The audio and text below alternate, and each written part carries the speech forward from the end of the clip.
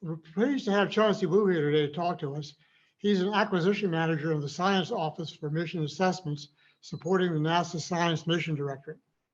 He began his NASA career in 1985 as a co-op student from Purdue and graduated with a BS in 1988. He also earned an MS from the University of Illinois in 1990 and a PhD from the Delft University in Technology in 2006. His research interest is in the design, analysis, manufacturing, and testing of advanced composite low-tow steered structures. His talk is about the Space Shuttle Columbia's STS-1 voyage, which marked the beginning of a new era in American spaceflight. My biggest memory of that is when the flight was ending and John Young came back on the radio saying, "Houston, this is Columbia. My speed is Mach 18. Well, that was a moment to send chills up your spine.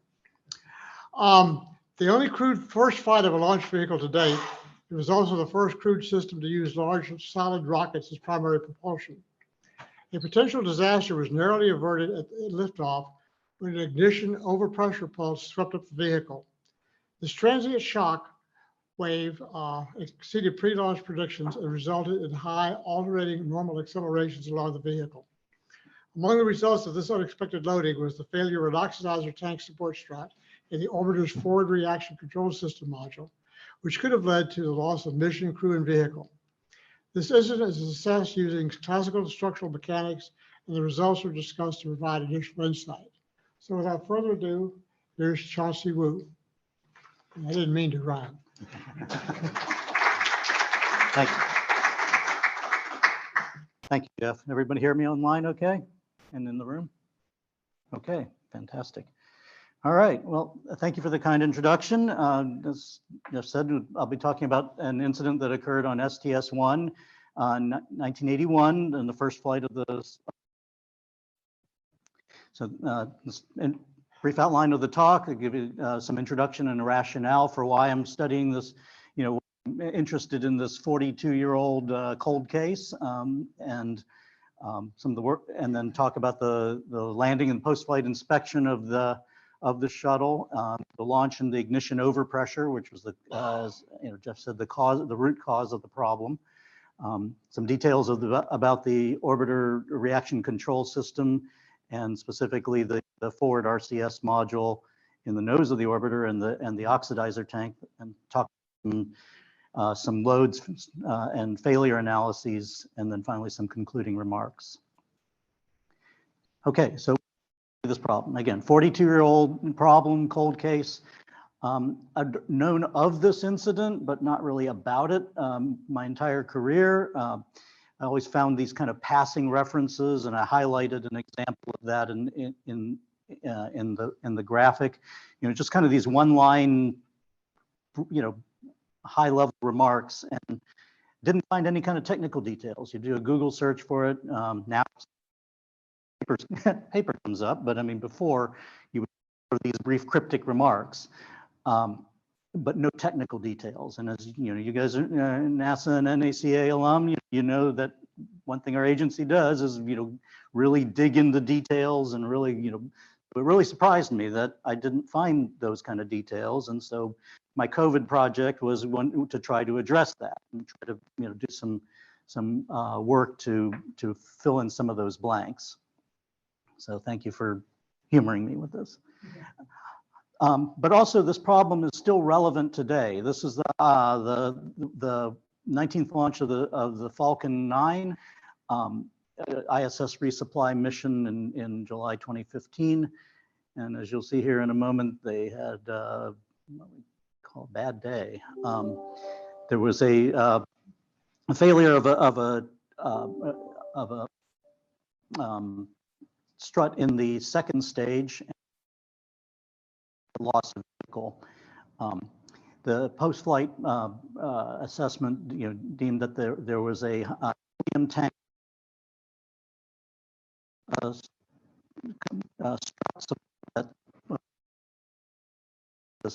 for this. The struts are still relevant. They're still widely used, obviously, in aerospace structures. So the problem is still, has some relevance even today.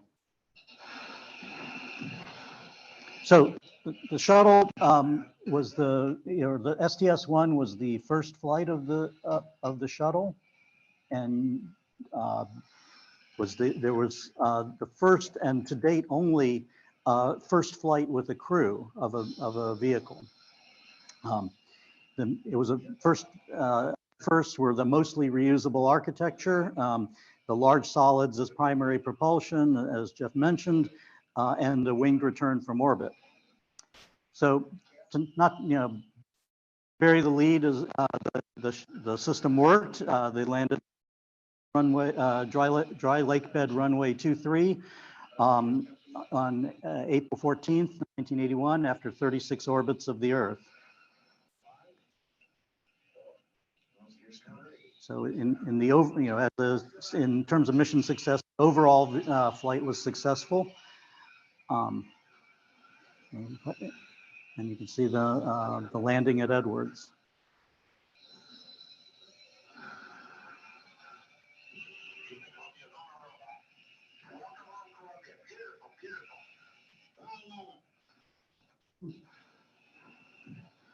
All right.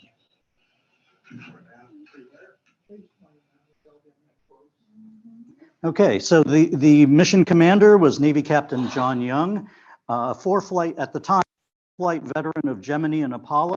He was a 1952 grad of Georgia Tech and selected by NASA with astronaut group 2 in 1962. His previous space to STS-1, he was the pilot on Gemini 3 with Gus Grissom and a corn sandwich in 1965, and commander of Gemini 2 in 1966.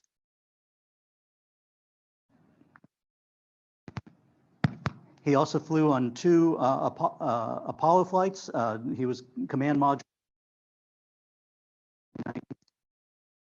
and the 9th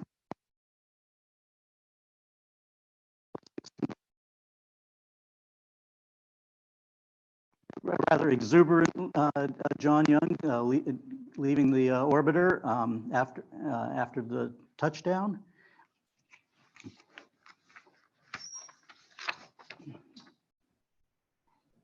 And then the pilot on STS-1 was Navy Captain Bob Crippen on his first space flight.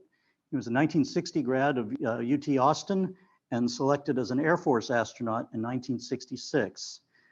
He joined NASA with astronaut group 7 in 1969 after the manned orbiting laboratory project was canceled. So this, after STS-1 landed, they transported the orbiter back to the Cape and were refurbing it in preparation for STS-2 in the fall of 1981. However, during that post-flight inspection, they found a damaged strut in the nose of the orbiter in the forward reaction control system pod module, excuse me, and that report is, or that damage is documented in this right up here from the orbiter final mission report, and it's documented as this in-flight anomaly, and then the words from that write-up are quoted there. It said the forward RCS oxidizer tank aft Z strut found deformed. So that's one thing. And then the second item was that the strut failed in oiler buckling due to the liftoff dynamic response from the SRB ignition overpressure. So that's one of the few, relatively detailed clues or insight into this particular problem. And again, what was documented in 1981. So the story really began, several months before that at the Kennedy Space Center, off of from the launch pad A. So you'll see right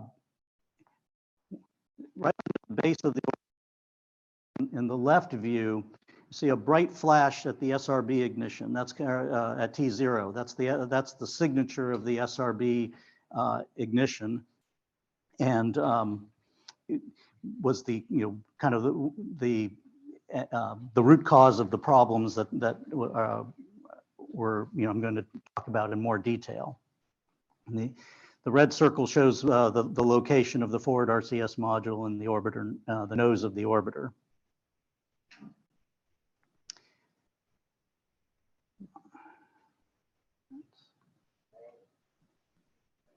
So this is another view from the infrastructure, the launch service structure.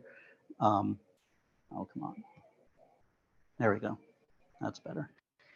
And you can see that the open flame holes at the base of the SRB, they did have water suppression that to spray on the SSME exhaust, the main engine exhaust. They did also have water suppression under the mobile launch platform for the SRB exhaust, but that was not enough.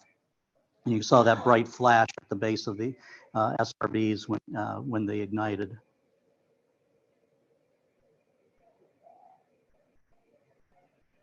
So you see the twang, the solid SSMEs ignite, and then the orbiter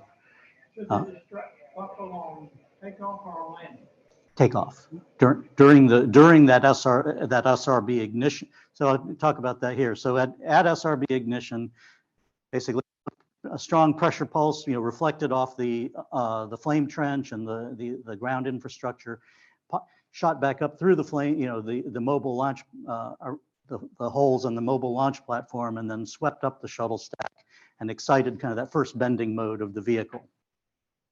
So as, ignition overpressure is a phenomenon that's was before very well known in solid rocketry. It wasn't a new phenomenon, but it was the magnitude of it. It was what surprised them on STS-1. Our colleagues from Marshall Space Flight Center, led by Robert Ryan and company, kind of wrote this particular technical memorandum in 1981 to document that, to thoroughly particular incident. And you can see the graphic on the right, the kind of the graphic of the cut section view through the mobile launch platform and the flame trench. Graphically showing that pressure pulse. So again, this ignition overpressure was a known phenomenon in solids with solid rockets. Done extensive testing pre-flight and modeling and analyses, and test from of this Tomahawk cruise missile solid rockets to emulate the SRBs, but the dynamics of those Tomahawk ignition are slightly different than the SRBs predict ignition overpressure. The picture on the right was from my colleague Dave Piatak here at Langley, and he was involved with the SLS work, and he was down at Marshall, several years ago, and saw that same model and out in the boneyard, and that's a picture. That's the picture on the right. So apparently they don't throw stuff away either. Okay, so the ignition, the frequency, the orbiter response to this ignition overpressure was great, much greater than the pre-flight predictions. It excited the first bending mode of the vehicle, kind of a cantilever mode through the on the mobile launch platform, and accelerations of -2 to +3.5 Gs were recorded in the orbiter.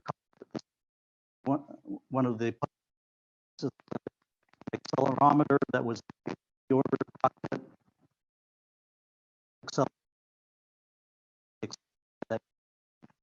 So you can see the spikes on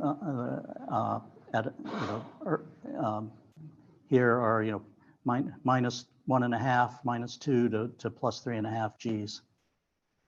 So very, very significant accelerations, and much more so than they had anticipated. Okay, so that ignition overpressure also caused additional pressure loading on the aft end of the vehicle near the shuttle main engines and the control surfaces, and drove them to much higher than their design limits. So the orbiter reaction control system is used to control the attitude of the vehicle on orbit.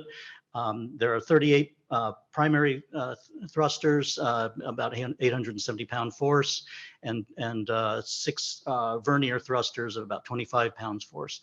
There's these the thrusters are distributed in 3 modules, one on either side of the tail and the aft of the vehicle, and one in the nose of the vehicle, the forward RCS module on the right. This is a cartoon of the forward RCS module and the propellant tanks. There are 2 large propellant tanks, about 39 inch diameter, 18 cubic foot volume. There's nitrogen tetroxide oxidizer on the right side of the vehicle, shown in green, and monomethylhydrazine fuel on the left side of the vehicle, shown in red. These propellants are hypergols. That means they ignite on contact, which is very energetic fuel without much provocation. Sergei Korolev and the Soviet rocket engineers were called hypergols the devil's venom, which kind of gives you an idea of how energetic they are. So isolating down to the oxidizer tank on the right side of the vehicle, there were 6 titanium struts, shown here in this graphic, labeled A through F. They're in a statically determinate configuration. So if you remember way back to strength of materials, that means that there's enough struts to you can solve it by hand, which was why this problem was especially interesting to me, that I could. And then they had all Revolute tie rod ends, so they were all pinned end boundary conditions, if you remember that from your strength of materials. So that shuttle analysis report that I talked about earlier indicated failure of strut F. It said aft oxidizer Z strut. So it's the strut oriented in the Z direction at the back end of the oxidizer tank. So that kind of leads me to believe that strut F was the damaged item that they were talking about in that report.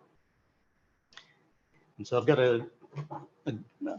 I made up a dummy, a model of that strut that's show you here. Let's kind of give you some physical indication of the size and shape of that. So this the figure on the left is a profile view of that oxidizer tank and its struts, and then the animation kind of shows the assumptions that I made to generate the analysis model that's shown on the right. Kind of simplified it out to make it a little easier to do some hand calculations.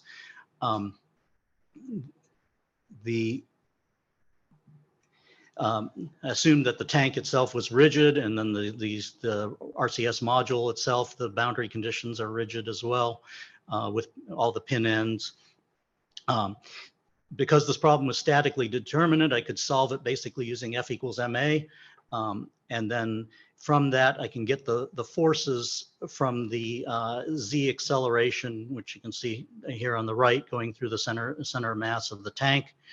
And then I can get these closed form solutions for the forces in strut F and strut B. Everything else is basically 0. Those are the 2 heavily loaded struts, the strut F here, and then strut B here in the nose of on the forward side of the tank. Because strut F was indicated, as buckling, I'm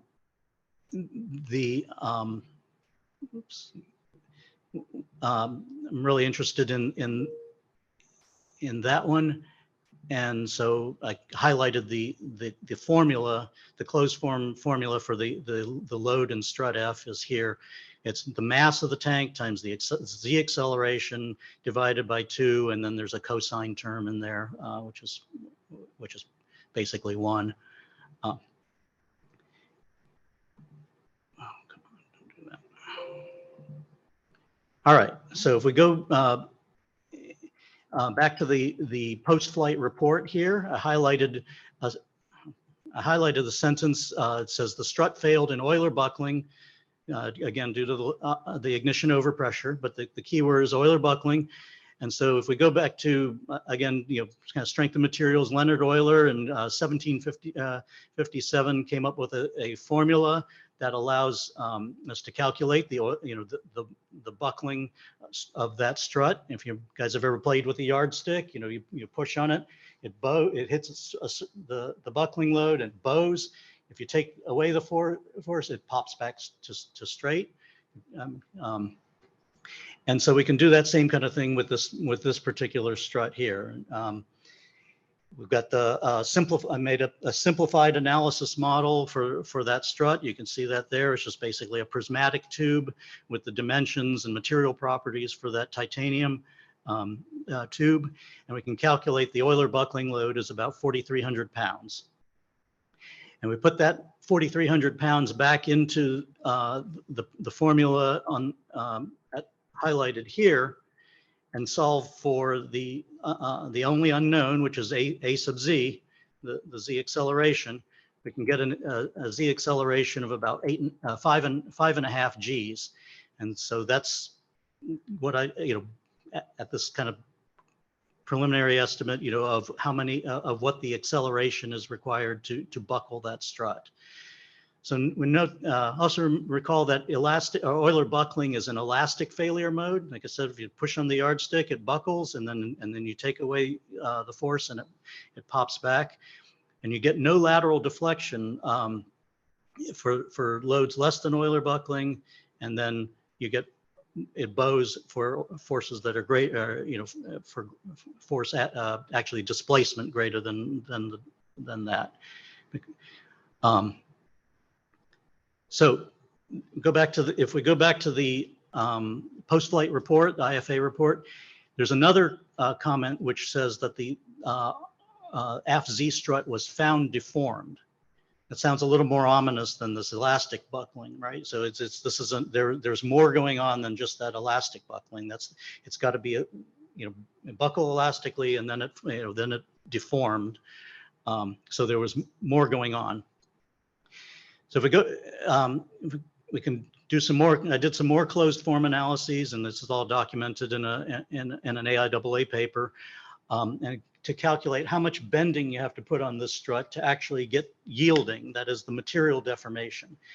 And I estimated about 2,500 inch-pounds to get to just start yielding at the center of the strut. So that's happening at a single point, and it's not visible. It's kind of the first precursor to visible damage. So this is a lower bound estimate. That is that is what actually happened in the physical problem. Must have been higher. The loads must have been higher than that. And then what I did was calculate some strain energies. I'm not going to go into details, but basically there was I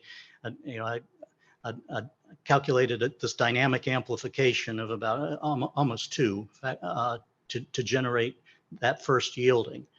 If we look at the kind of equivalence force, it's almost 3.5 times greater than the Euler buckling load, and that was so this was what it would cause, how much force it would generate, what the loads that would have to actually to start generating damage. Since there was visible damage after the flight, it must be higher than this. This is kind of the lower bound, as I said. So if we look at the other struts that were, the other strut that was heavily loaded, this is the smaller strut B up in the forward part of the tank, can basically calculate this a similar dynamic amplification. It's higher. So I claim that there is a possibility of that there was failure of the smaller strut at the same time. If we go to the other side of the RCS module, the fuel tank, the monomethyl hydrazine tank, and look at the strut F that supports that, I can do some similar analyses and claim that there is a high probability of that strut having buckled elastically at the same time. But that post-flight inspection didn't note any damage on either of those other struts, so that so that there's no corroborating evidence of that in the physical hardware. So if you're going to give your fans of mythbusters, I call this a plausible scenario. Maybe not I have no evidence of it, but I can no physical evidence, but the analyses suggest that it is a plausible scenario. So to conclude, there was damage found to the strut during the post-flight inspection. Did some analyses to try to quantify and bound the damage that was shown. These additional analyses suggest that additional strut failures were possible. But so the engineers at JSC and at the Cape, developed these mitigations for that they applied for STS-2 and the rest of the program. It bonded boron epoxy axial stiffeners to the struts on the in the RCS support struts, and then also added more ignition or water suppression to the pad to suppress that ignition overpressure. And those were very successful over the next 30 years and 134 flights. So one time when I presented this, and Vicki may remember this, I presented this to AIAA, the Hampton Roads section. This gentleman, Frank Daniels, who was a colleague of Stan Greenberg's at Rockwell, was online, and he later sent me this picture that he had kept for 40 some years. And with some, and the writing at the bottom says, right-hand prop tank, aft vertical strut with boron epoxy. So this picture was taken in 1981 before STS-2, showing the mitigations that were applied to that particular strut. And you can see this is the strut F here. And you can see this kind of black and light alternating bands, which I think are the boron epoxy overlays to stiffen that strut. This part here is the nitrogen tetroxide tank. This is some of the RCS structure. You can see the date in there, December 1981. So I thought that was neat that people don't throw stuff away, which thank you, which I'm very grateful for. And then some orientation forward and up. Let's see. So that's the mitigations that were applied to the struts themselves. Here's a video of the later shuttle launch. You can see the water suppression under the tail of the orbiter, where the for the main engines. But you can also see those red water bags. That was some of and the additional plumbing that was around the flame holes, the SRB flame holes. Those were again applied, post STS-1 to suppress the ignition overpressure. So if you remember those videos that I showed near the beginning of the shuttle of STS-1 liftoff, you saw that bright flash when the SRBs ignited under the mobile launch platform. None of that doesn't show up on any of the flights post STS-1 because they were successfully suppressed with the additional water injection. So in conclusion, I'll give Christopher Kraft, an NACA and NASA and Langley alum, the final word. He said, after STS-1, he commented that we just became infinitely smarter. I thought that was So with that, I would also like to thank Tom Modlin and John Zappe from NASA, both NASA JSC retirees, for their support of this research and interesting discussions along the way. So with that, I will be happy to take any questions, and thank you for coming out.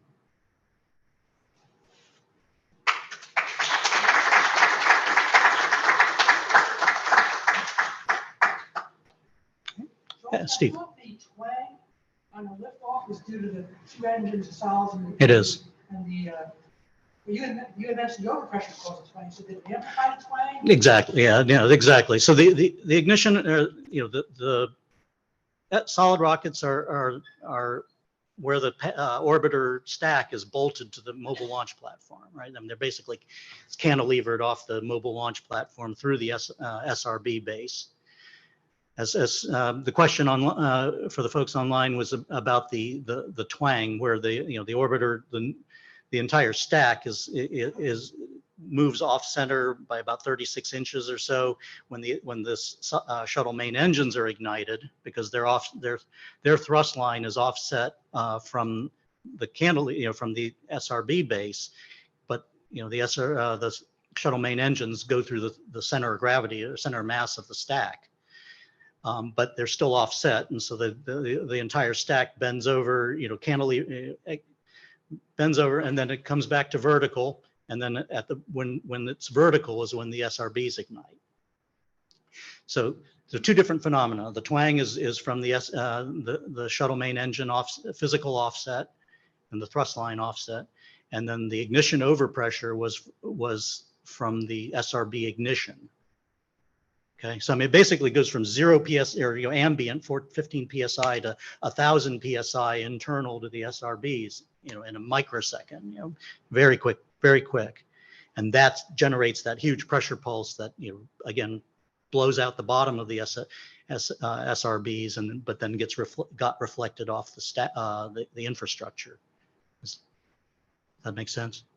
Okay. The twang itself then is what caused the advanced amplification of the twang. Does it cause the acceleration that failed struck? No, it's. I think they're two separate phenomena. Okay, you mentioned the twang. I did, because it was showed. You could see it in the video. I thought you were saying that was part of it. No, because they're a few seconds. They're separated by a few seconds.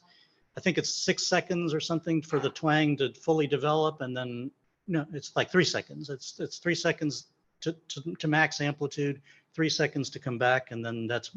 And the SRBs don't ignite till the stack is nearly vertical, reduce the bending moments at the base, etc. Doug? Yeah.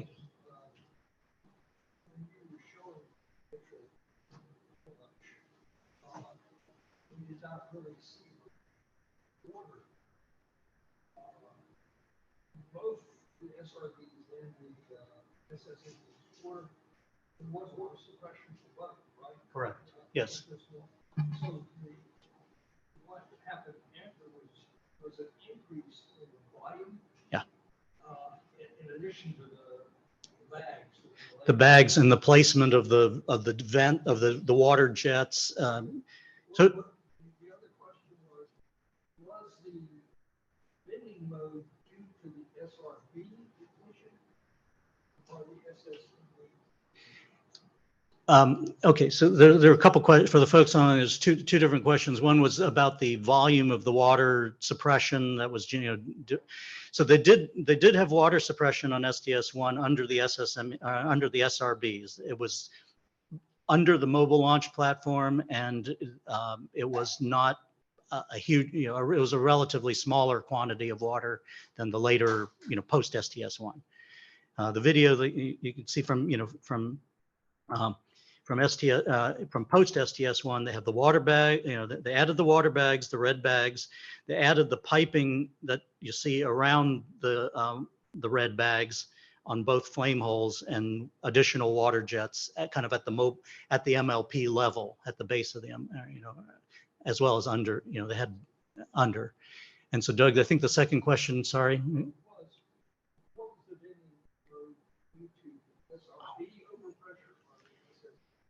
Yeah, so because, so the question was, what is the bending mode due to? Was it the SRBs or the SSMEs? And as I said, to Steve, there was it was because of the asymmetry, I guess, of if you think of the pressure pulse coming out of the square, the flame trench here, right?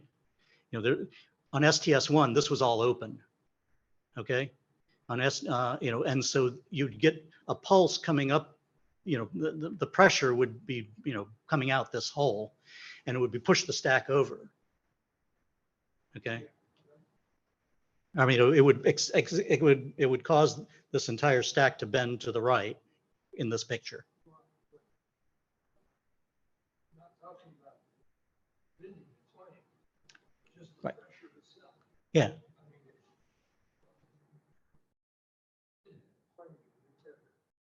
I mean, Yeah, so the twang was a separate issue. The twang is because the offset of the shuttle main engines. The pressure pulse comes out, kind of comes out through this. It's the geometry, yeah. they put ram heads on it. Right. Yeah, they're correct. Right. Yeah, there are rain birds on the top of the mobile launch platform. There's some video, you can see video of it, but there was also timing. They didn't start the rain birds on the mobile on STS1. They didn't start those until the SRB is ignited. So it's already kind of, I mean, it's, and those physically take time to spin up, whereas the pressure pulse is gone by then. So they, ideally they would. In these later flights, they started the water suppression before the SRB is ignited. And then that's a great quote. I think that's a great, Sure. Yes, sir. This is Dick Hushin. I was wondering, was the failure analysis able to rule out that there wasn't some original materials defect in the strut to begin with? Because it did seem like your analysis showed that it took more G's to cause the bending than what we showed in that acceleration graph you showed. Right. Yeah, and I don't know the answer to that. Again, this is something of a 40-year cold case, so I feel lucky to have gotten the information and insight that I did, or that I did, because a lot of things have been lost lost to time. And again, this is kind of a static analysis, F equals MA kind of level. I wish I could do more. Yeah, Dan. Rick, are there any remote questions in the chat? No remote questions at this time. Okay. Well, one more question here in the room. Yeah, Yes, sir. Yeah, did you ever get to see a picture of the damaged strut out? No. Again, that would have been awesome if I had used it. At least, again, all I have is kind of these written documentation. So yeah, no, unfortunately, no. Somebody's probably, it's probably in somebody's garage, like that picture. The question online was, have I seen a picture of the strut, the damaged strut? And the answer is no. All right. That would have been interesting. Yeah. Doug, did you have another question? Did they indicate how much that was? No, it just says, found deformed. So, is it size of your pinky, your small, or your thumbnail, I don't know. That's why, as I said, I was, able to get kind of a lower bound of damage. But I know it's got to be more than that, because otherwise they would have never seen it. Right. I mean, so I thought that, and this wasn't the only thing that, incident on STS1 there, that post-flight report had lots of other interesting technical issues. There was a breach of hot gas into one of the main landing gear bays, physical damage. Again, they found thermal buckling, permanent, buckles in one of the main landing gear doors. Lots of others, lots of other, it was really a tribute to those guys that are, they're willing to, or the test pilot mentality, where they're willing and eager to fly on something like that. All right. Any other questions online or in the room? If not, thank you so Nothing much. online. Really appreciate it. Appreciate the opportunity to talk with you guys. And